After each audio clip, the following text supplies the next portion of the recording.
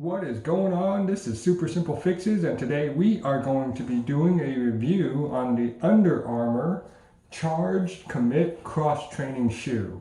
But before we get started, make sure you hit that like and subscribe button.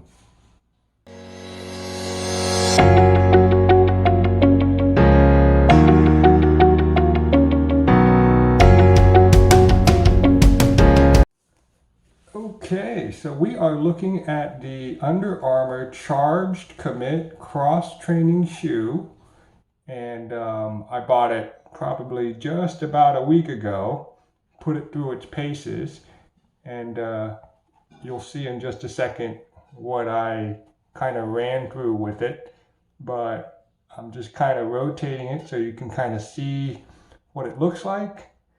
It looks pretty good. Here are the tracks.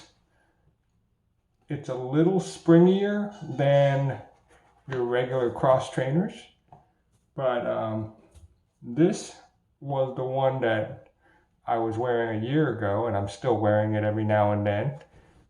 But this is, it's already, taking a chunk out of the bottom of the shoe here, and I can tell right away that with this new one, the Charged Commit, that I will be running a little bit better. It has a little more cushioning. But anyway, I'll show you what I kind of ran through with it in the course of a week.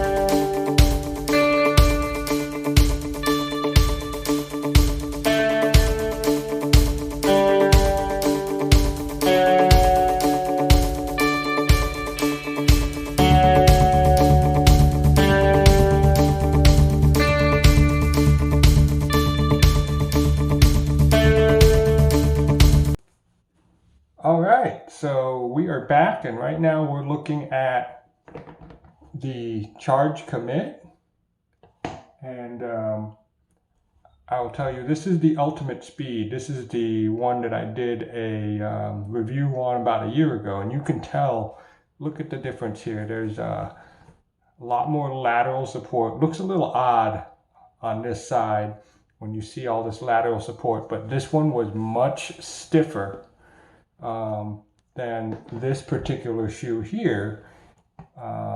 This one came in about $80. I think it's a great price for a cross trainer. Super comfortable. I prefer Under Armour because they tend to fit my feet better compared to all the other brands. But I will say that this particular one is a little bit different because this side here seemed to be hitting my ankle a little bit, at least at first. It was hitting my ankle bone a little bit, and I don't know if it's just because my ankle bone might be a little lower than others. I'm not sure, but it softened up and it's fine right now.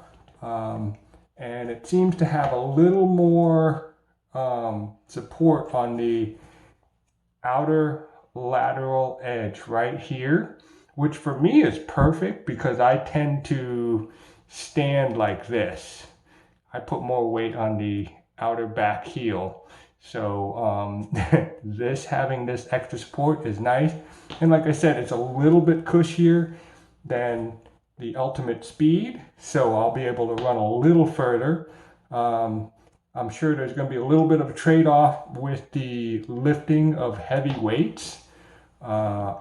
But you've got to take your positives with your negatives.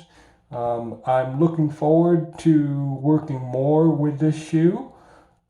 Definitely comfortable, affordable, $80, and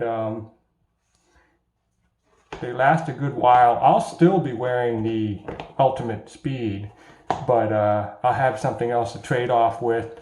Have this in the car just in case, and I'll be wearing these back and forth. But this is definitely not a pure running shoe. I was reading somewhere where someone was saying that this is a running shoe. This is not a running shoe. All right, neither of these are pure running shoes. I have a shoe just for running, and it definitely has a lot more spring in it, a lot more cushion.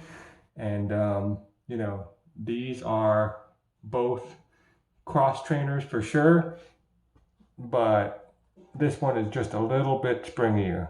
And I forget exactly how much I paid for this one, but this one's only 80 bucks and really good for a well-performing cross-training shoe.